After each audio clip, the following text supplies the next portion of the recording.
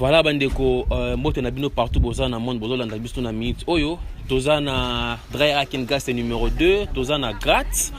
Toyambeli bino lelo, en fait, depuis lobby, azalaki na biso awa. Grand frère na biso, ndeko na biso, boyebi, en tout cas, bon, on a déjà. Moi, on a présenté kutu ezate, parce qu'il y a na kombo, na kati yankolo, kombo na lelo mutu, et ça ke batu, toye baye. En tout cas, nga personnellement, na ba expérience mingi na ye. Na beta na année passée, na beta na année lisusu.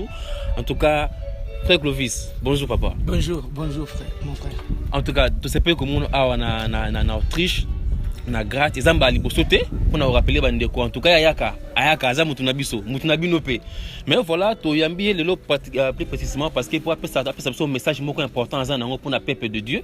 Quand on est Sarabino, David, selon les hommes, n'était pas qualifié, mais Dieu lui a fait grâce à comme roi. Alors les autres de Konabiso, grand frère Nabiso, de Clovis Makola. En tout cas, message nous en avons siko pour le peuple de Dieu et puis pour peut-être l'information actualité nous en avons siko pour le moment. Merci beaucoup d'abord na site Oyambingaï, les amis de l'Autriche. Vraiment que mon Dieu vous bénisse. Nzamba sala kebo kende de beso dans des cas toloba elongo na yesu équipe pour la rater. Donc elongo na yesu pe les amis de l'Autriche pour la rater. Donc nzamba vraiment pas mon les amis d'Autriche. Bon, nakolo ba comme étant nouvelle ngai, bientôt album d'ici décembre goza sur les marchés, titre album ezali nzamba leki moto.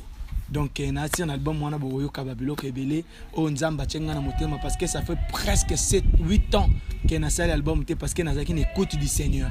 Maintenant Seigneur ebisinga vas-y donne les messages que je t'ai donné ya mwana na boyeli boso na bino na début décembre pour besoin message o nzamba tcheka na monoko na ngai.